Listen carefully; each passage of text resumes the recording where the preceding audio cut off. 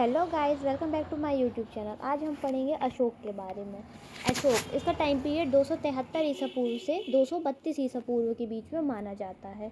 सिंहली अनुश्रुति यानी महावंश के अनुसार अशोक ने अपने 99 भाइयों की हत्या करके सिंहासन प्राप्त किया था। देखो, सिंहासन प्राप्त करने के लिए उसने क्या किया, अपने 99 भाइयों की हत्या की। तो इसको याद करने के लिए हम क्या करेंगे, सिंहली अनुश्रुति, सिंहली सिंहासन दोनों को रिलेट कर लेंगे। तो सिंहली अनुश्रुति महावंश की है। इसके अनुसार अशोक ने अपने 99 भाइयों की हत्या करके सिंहासन प्राप्त किया। 4 वर्ष तक चले इस उत्तराधिकार युद्ध के पश्चात अशोक ने 269 ईसा पूर्व विधिवत राज्याभिषेक करवाया था। 269 ईसा पूर्व में इसका राज्याभिषेक होता है। महामोधी वंश और तारकनाथ के अनुसार सत्ता प्राप्ति हेतु अशोक ने गृह युद्ध में अपने भाइयों की हत्या कर दी। आजीवक मुनि पिंगल वत्स सजीव, आजीवक मुनि कौन है? पिंगल वत्स सजीव बिंदुसार के दरबार में भविष्यवाणी की थी कि अशोक राज सिंहासन पर बैठेगा। अशोक को भाब्रू शिलालेख में महाराजा धीराज महाराज मगध का राजा प्रियदर्शी लगधा मगधे कहा गया है। हमने इसके पहले वाले वीडियो में देखा था कि भाब्रू शिलालेख में भावुक होकर लोगों ने उसको महाराज की उपाधि दे दी थी। कनगनहल्ली लेख में राज्यों या राजा अशोक कहा गया। किसमें?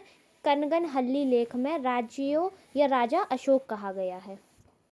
अशोक के गुर्जरा अभिलेख में स्वयं को राजा अशोक कहा है। अशोक को धर्मराज भी कहा जाता है। पुराणों में अर्थात विष्णु पुराण में अशोक वर्धन कहा गया है। अशोक को उज्जैनी करम मोली भी कहा गया है। अशोक की माता सुभद्रांगी आजीवक धर्म की अनुयायी थी। आजीवक जनसान उसके कुलगुरु थे। अशोक की माता सुभद्रांगी जो थी ये आजीवक धर्म की अनुयायी थी। आजीवक जनसान जो थे उसके कुलगुरु थे। कौन? आजीवक जनसान। अभिलेखों में अशोक को ईरानी शैली में देवा नाम प्रिय दस्ती जैसी उपाधियों से विभूषित किया गया। अशोक को अभिलेख लगवाने का विचार ईरानी शासक दारा से मिला था तथा दारा की भांति उसने देवा नाम प्रिय जैसी उपाधि धारण की। अशोक के जो हमें पिलर्स देखने को मिलते हैं, इसका आइडिया उसको कहाँ से आया था? दारा से आया था। ये कौन था? ईरानी शासक था। अशोक के अलावा उसके पौत्र दशरथ और श्रीलंका के शासक तिस्से ने भी देवा नाम प्रिय की उपाधि धारण की। देवा नाम प्रिय की उपाधि धारण करने वालों प्रथम अजातशत्रु था, फिर उसके बाद अशोक, फिर मोगली पुत्र तिष्य और फिर आता है दशरथ आदि हैं। देवा नाम प्रिय की उपाधि धारण करने वाले शासक कौन कौन से हैं? प्रथम अजातशत्रु था, फिर उसके बाद अजातशत्रु के बाद अशोक, फिर तिष्य और फिर आता है दशरथ। जबकि प्रियदर्शी की उपाधि चंद्रगुप्त मौर्य एवं अशोक ने धारण की थी। प्रियदर्शी की उपाधि चंद्रगुप्त मौर्य और अशोक ने ली थी और देवा नाम प्रिय की उपाधि सबसे पहले अजातशत्रु, फिर अशोक ने, फिर तिष्य ने और फिर दशरथ ने ली थी। मास्क्यू, गुर्जरा, नट्टूर और उदगोला के अभिलेखों में ही अशोक का नाम मिलता है। सर्वप्रथम मास्की अभिलेख में अशोक का नाम पढ़ा गया था। बुद्ध घोष द्वारा रचित सामंत पसादिका, घोषणा किसकी करते? सामंत लोगों से आज घोषणा करवाते थे, तो हमने रिलेट कर लिया बुद्ध घोष की सामंत पदासिका, सामंत पसादिका एवं सुमंगल वासिनी से। सुमंगल वासिनी और सामंत पसादिका किसकी है? बुद्ध घोष की है। एवं आर्य मंजूश्री मूलकल्प से अशोक के जीवन की घटनाएं मिलती हैं। अशोकावदान माला में उपगुप्त द्वारा अशोक को दिए गए धर्मोपदेश की जानकारी मिलती है। अशोकावदान माला में उपगुप्त ने जो अशोक को क्या दिया था? धर्मोपदेश दिया, इसकी जानकारी मिलती है। राज्याभिषेक से पूर्व अशोक उज्जैन का गवर्नर था। राजतरंगिणी के अनुसार अशोक ने वितत्सा यानी झेलम नदी के किनारे श्रीनगर की स्थापना की तथा अशोक शिव का उपासक था। कल्हड़ अशोक को कश्मीर का प्रथम मौर्य शासक बताता है। अशोक की पुत्री चारुमती ने नेपाल में देवपतन एवं अशोक ने ललितपतन नगर बसाया। राज्याभिषेक से संबंधित लघु शिलालेखों में अशोक ने अपने आप को बुद्ध शाक्य कहा है। अशोक ने मोगली पुत्र तिष्य की अध्यक्षता में तीसरी बौद्ध संगीति बुलाई थी। मोगली पुत्र तिष्य ने अभिधम्म पिटक के कथा वस्तु की रचना की। मोगली पुत्र तिष्य ने, अब मोगली था तो सबको क्या करता था? पटकता रहता था। तो अभिधम्म पिटक के कथा वस्तु की रचना किसने की थी? सबने उसकी कथा सुनाई, तो कथा वस्तु की रचना मोगली पुत्र तिष्य ने की थी। डॉक्टर स्मिथ के अनुसार अशोक द्वारा बौद्ध धर्म के स्थलों की तीर्थ यात्रा का क्रम देखें तो सबसे पहले उसने लुम्बिनी की यात्रा की, फिर कपिलवस्तु की, फिर सारनाथ, श्रावस्ती, बोध गया और फिर आता है कुशीनगर। इसको याद करने की हम ट्रिक देखेंगे कि लुंगी पहन कपिल सारनाथ की बस्ती गया और जब वहाँ देखा तो सबको वहाँ देखा कि पैंट शर्ट में, तो उसको पता चला वो तो नगर आ गया, तो लुंगी से आ गया लुम्बिनी, कपिल वस्तु कपिल से है कपिल वस्तु, सारनाथ से सारनाथ, बस्ती यानी श्रावस्ती, गया यानी बोध गया। और वहाँ जाके उसने क्या देखा, मैं तो शहर में हूँ, तो नगर में आया तो कुशीनगर। अशोक ने राज्याभिषेक के 8वें वर्ष में अर्थात 261 ईसा पूर्व में कलिंग पर आक्रमण किया, जिसमें करीब 1 लाख लोग मारे गए। कलिंग आक्रमण 261 और अपना राज्याभिषेक 269 में करवाया था। 269 में राज्याभिषेक और 69 में राज्याभिषेक और 61 में कलिंग युद्ध किया। कलिंग युद्ध से पूर्व अशोक चंड अशोक के रूप में विख्यात था। कलिंग युद्ध और उसके परिणामों का वर्णन 13वें शिलालेख में मिलता है। अशोक ने कलिंग में 2 प्रशासनिक केंद्र बनवाए थे, उत्तरी केंद्र धौली यानी तोसली और जौनागढ़। दक्षिणी केंद्र इसका कौन सा था, जौगढ़ या संपा। उत्तरी केंद्र धौली जिसकी राजधानी तोसली थी और जौगढ़ जिसकी राजधानी संपा थी। जौगढ़, संपा, धौली, तोसाली और जौगढ़, संपा। हाथी गुम्फा अभिलेख के अनुसार उस समय कलिंग पर नंदराज नामक कोई शासक शासन कर रहा था। अशोक एवं बौद्ध धर्म। दीपवंश और महावंश के अनुसार अशोक को उसके शासन के 4थे वर्ष निग्रोध नामक भिक्षु ने बौद्ध धर्म में दीक्षित किया था। किसने, निग्रोध नामक बौद्ध भिक्षु ने अशोक को उसके शासन के 4थे वर्ष में बौद्ध धर्म में दीक्षित किया था। किसने, निग्रोध ने। मोगली पुत्र तिष्य के प्रभाव में यह पूर्ण रूप से बौद्ध हो गया। दिव्यावदान के अनुसार बाल पंडित समुद्र नामक भिक्षु के प्रभाव के कारण अशोक ने बौद्ध धर्म अपनाया एवं उपगुप्त ने अशोक को बौद्ध धर्म में दीक्षित किया। बौद्ध धर्म में दीक्षित किसने किया था, उपगुप्त किया था। निग्रोध ने उसको क्या बताया था, शासन के 4थे वर्ष में बौद्ध धर्म में दीक्षित निग्रोध ने किया था, दीपवंश और महावंश के अनुसार। जबकि दिव्यावदान क्या बताता है कि बाल पंडित नामक भिक्षु के प्रभाव के कारण अशोक के बौद्ध धर्म अपनाया, उपगुप्त के अशोक को बौद्ध धर्म में दीक्षित किया। तो हम ऐसे याद कर लेंगे, दिव्यावदान महावंश ये दोनों में किससे बताया है, निग्रोध के बारे में बताया कि क्रोध मत करो। जब दीपक जला के आदमी बैठेगा मौन साधना में तो महान लोग क्रोध नहीं करते, तो निग्रोध ने बताया है। निग्रोध नामक भिक्षु से मिला है दीपवंश और महावंश के अनुसार। और दिव्यावदान, दिव्य लोग होते हैं जो बात कैसे होते हैं, बाल पंडित बालक होते हैं दिव्य लोग, है ना। दिव्यावदान के अनुसार बाल पंडित नामक भिक्षु के प्रभाव के कारण अशोक ने बौद्ध धर्म अपनाया और उपगुप्त ने अशोक को बौद्ध धर्म में दीक्षित किया। किसने, उपगुप्त ने। अशोक के शासन के 10वें वर्ष में बोध गया की यात्रा की। रुक्मिणदेही अभिलेख के अनुसार यह अभिलेख के 20वें वर्ष में लुम्बिनी नामक ग्राम तथा लुम्बिनी को धर्म कर मुक्त घोषित करके भूमि कर को 1/6 से घटाकर 1/8 कर दिया। राज्याभिषेक के 20वें वर्ष में अशोक निगाली सागर भी गया था और 14वें वर्ष कनक मुनि बुद्ध के स्तूप का दूसरी बार संवर्धन कर आकार को दोगुना कराया था। तो कनक मुनि कनक को निगल गया तो निगाली सागर, इससे हमने रिलेट किया था।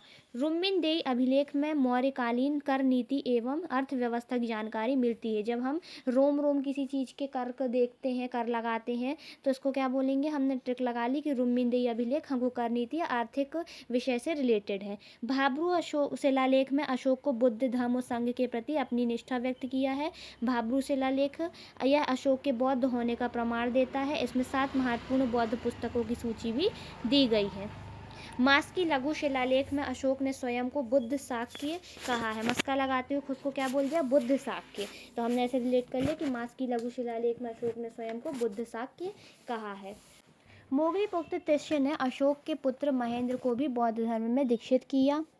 बौद्ध साहित्य में भिक्षुगतिक शब्द का प्रयोग होता है। भिक्षुगतिक का अर्थ होता है बौद्ध संघ में प्रविष्ट होने के लिए उन्मुख होना। भिक्षुक गति यानी बौद्ध धर्म में प्रविष्ट होने के लिए उन्मुख होना। अब हम देखेंगे अशोक का धम्म। अपनी प्रजा के नैतिक उत्थान के लिए अशोक ने जिन आचरणों और नियमों की संहिता प्रस्तुत की थी उसको हम अशोक में अभिलेखों में धम्म कहते हैं। अशोक ने धम्म की परिभाषा दीर्घ निकाय के राहुलोबाद संघ से ली है। अशोक ने धम्म की परिभाषा कहाँ से लिखी है, दीर्घ निकाय के राहुलोबाद संत से ली है। 7वें अभिलेख में अशोक द्वारा जनता को दिया गया धर्म संदेश जो है धर्म श्रावण कहलाता है। 7वें में सहिष्णुता की नीति बताया है उसने, है ना, तो उसको हम क्या कहते हैं, धर्म श्रावण कहते हैं, जिसने धर्म का संदेश दिया है। अशोक का धम्म मूलतः उपासक बौद्ध धर्म था। इसका चरम लक्ष्य स्वर्ग प्राप्ति था। दूसरे स्तंभ लेख में अशोक पूछता है कि धर्म क्या है, धम्म क्या है।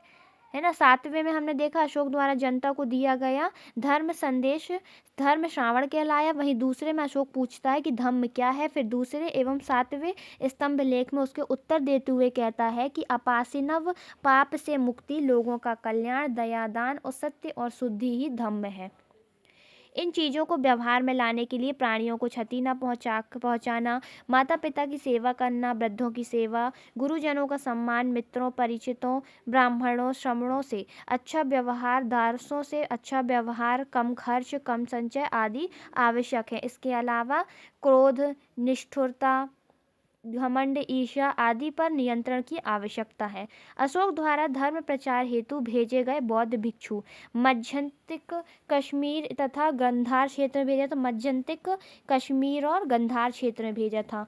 महारक्षित, जो रक्षा करेंगे वो कहाँ से आएंगे? यवन देश से। बाहर के लोगों को बुलाते हैं जब जब रक्षा की ज़रूरत होती है तो यवन देश से महारक्षित। मध्यम, मध्यम हिमालय प्रदेश से। हिमालय में मध्यम और मध्यंतिक, हिमालय से ऊपर जाओगे तो मध्य क्या हो जाएगा? अटक जाएगा। तो कश्मीर और गंधार में आ गए तो मध्यांतिक कश्मीर गंधार, रक्षित महारक्षित, रक्षा करने के लिए हमने यूनान से लोगों को बुलाया तो यवन देश, मध्यम हिमालय प्रदेश, धर्म रक्षित, अपरांतक, धर्म में जब जब रक्षा की जरूरत होती है क्या बोलेंगे कि अपरांतक, अपार क्या हो गया है? धर्म बर्बाद हो रहा है अपार तरीके से, तो ऐसे याद कर लेंगे रिलेट करके। धर्म रक्षित, अपरांतक। महाधर्म रक्षित, महा से महाधर्म और महा से महाराष्ट्र, तो महाराष्ट्र महाधर्म रक्षित। धर्म रक्षित अपरांतक, महाधर्म रक्षित महाराष्ट्र, मध्यम हिमालय और मध्यंतिक कश्मीर गंधार, महारक्षित तो यवन देश। महादेव, महादेव महिषामंडल मैसूर, महादेव महिषामंडल बैसूर, रक्षित वनवासी, वन में क्या करते हैं लोग? रक्षा करते हैं एक दूसरे की, जानवरों से कहीं किसी से, तो रक्षित वनवासी। सोन तथा उत्तर को हम सुवर्ण, सोन सुवर्ण सोने से रिलेटेड हो गया। और महेंद्र संघमित्रा लंका में मिलेंगे तो महेंद्र एवं संघमित्रा को लंका में भेजा था। तो अब हम ऐसे याद कर लिए। मध्यंतिक, मध्य जाके कहाँ अटक गया? कश्मीर और गंधार में। तो मध्यंतिक महारक्षित, रक्षा करने के लिए यवनों को बुलाया तो यवन देश में महारक्षित धर्म प्रचारक था। मध्यम, मध्यम कहाँ मध्य पहुँचा? हिमाचल पहुँचा तो हिमालय आ गया। धर्म रक्षित, धर्म की रक्षा करेंगे जब क्या हो जाएगा? अपार धर्म की हानि होगी। तो अपरांतक, महाधर्म रक्षित, महा से महाधर्म, महा से महाराष्ट्र। महादेव, महादेव महिषामंडल, महादेव की महिमा मंडल कोई नहीं गा सकता है इसलिए महिषामंडल। रक्षित वनवासी, रक्षा करेंगे वन में लोग एक दूसरे की। सोन उत्तर तो स्वर्ण भूमि और महेंद्र संघमित्रा लंका। रोमिला थापर के अनुसार अशोक के धम्म का उद्देश्य जो था देश की राजनीतिक एकता की प्राप्ति था। अशोक ने राज्याभिषेक के 13वें वर्ष में धम्म महामात्र की नियुक्ति की थी। विदेशी शक्तियों जिसमें यवन, कंबोज आदि, इनका वर्णन हमको 5वें और 13वें लेख में शिलालेख में मिलता है। और राज्याभिषेक के 13वें वर्ष में धम्म महामात्र की नियुक्ति भी इसने किया था।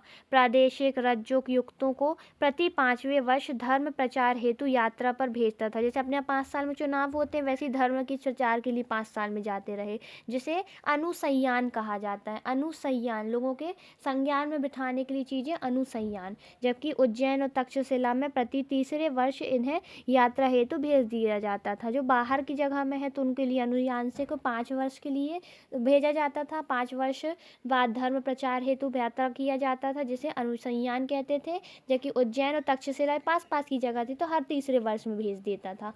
यूनानी भाषा में धम्म के लिए यूसेबिया शब्द का यूज़ किया गया धम्म के लिए। किसमें? यूनानी शब्द है यूसेबिया, इसको धम्म के लिए यूज़ किया जाता है।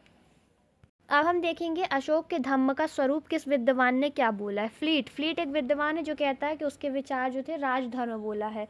तो फ्लीट क्या था? राजधर्म बोलता है। स्मिथ, राजमुकुंद मुखर्जी, सभी धर्मों की साझी संपत्ति और सार्वभौम धर्म। तो देखो राधा और कुमुद, राधा कुमुद 2 लोगों से मिलकर बना है। तो हमने देखा कि सारे धर्मों को मिला लिया, इससे रिलेट कर लिया कि 2 लोगों ने सब धर्मों को मिला दी। राधा मुकुट सभी धर्मों की साझी संपत्ति माना।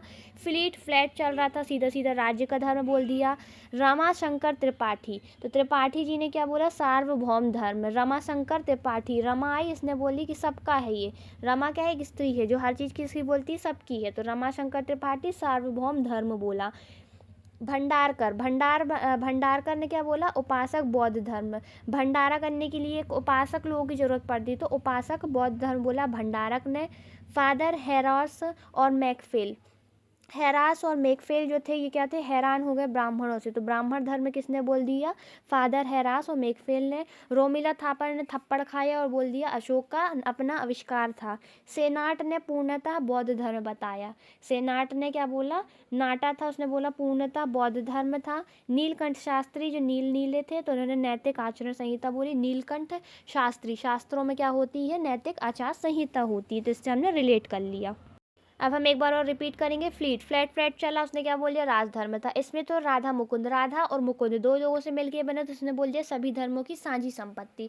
रमा शंकर त्रिपाठी, रमा और शंकर, रमा जो थी महिला थी, सबकी बातें करती थी, सार्वभौमिक धर्म बता दिया। भंडारकर, भंडारा के लिए उपासक की जरूरत, तो उपासक बौद्ध धर्म बोल दिया। फादर हैरान और मैकफेल क्या थे, ब्राह्मणों से हैरान थे, तो ब्राह्मण धर्म बता दिया। रोमिला थापर जो थी, थापर खा के इंसान क्या बोल देता, किसी का आविष्कार ही होगा, तो अशोक का आविष्कार बता दिया। सेनाट ने नाटक कर रहा था, इसलिए इसने हमने क्या बोल दिया, पूर्णतः बौद्ध धर्म मान लिया। और नीलकंठ शास्त्री, शास्त्रों में हमें नैतिक आचार संहिता मिलती है। अशोक का परिवार, महावंश के अनुसार असंघमित्रा प्रधान महिषी, अशोक की पटरानी थी कौन, संघमित्रा, असंघमित्रा। दिव्यावदान के अनुसार इसकी मृत्यु के बाद तीक्ष्य रक्षिता पटरानी बनी, जिसने कुणाल को अंधा करवा दिया एवं बौद्ध वृक्ष को भी हानि पहुंचाई थी। अशोक के अभिलेखों में उसकी सिर्फ एक ही रानी कारुबाकी का उल्लेख मिलता है, यह तीवर की माँ थी। अशोक अभिलेखों में उल्लेखित अशोक का एकमात्र पुत्र तीवर था। यही अशोक की माँ कारुबाकी द्वारा दान किए गए, हमने कल ही शिलालेख के बारे में पढ़ा था। वह शिलालेख का नाम क्या था, कारुबाकी के द्वारा दान किया था, कौशाम्बी शिलालेख। किससे, रानी कारुबाकी से जुड़ा हुआ था, जो हमको कहाँ मिलता है, राजस्थान साइड देखने को मिलता है।